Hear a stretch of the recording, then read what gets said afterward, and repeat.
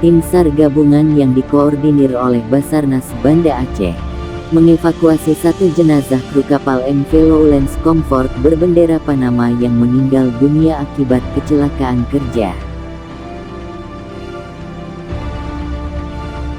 Kepala Basarnas Banda Aceh Ibnu Haris Al-Hussein di Banda Aceh mengatakan korban bernama Crispin F. Kadis, warga negara Filipina meninggal dunia karena terbentur kren.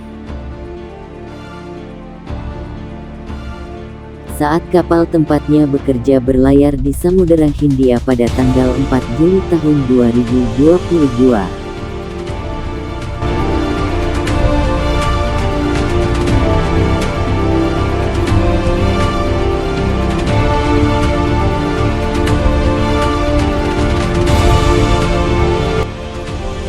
Korban sempat dirawat di kapal, namun akhirnya meninggal dunia.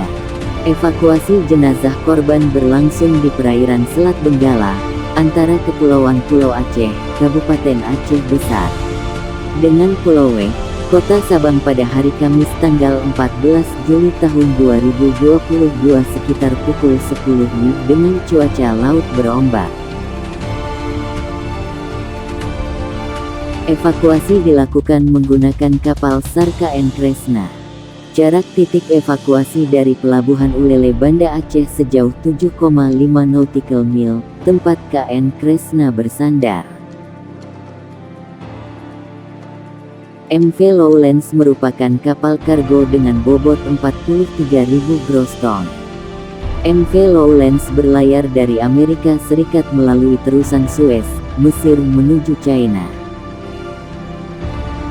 Setiba di Pelabuhan Ulele, korban selanjutnya dibawa ke Rumah Sakit Zainul Abidin di Banda Aceh menggunakan ambulans. Rencananya, jenazah korban dipulangkan ke negara asalnya melalui Jakarta. Selain tim Basarnas, evakuasi juga melibatkan personel TNI AL, Kantor Kesehatan Pelabuhan Ulele, Bea Cukai, Imigrasi, Syah Bandar, Polsek Ulele, Stasiun Radio Pantai, agen pelayaan, Polsek, Rapi, dan instansi terkait lainnya.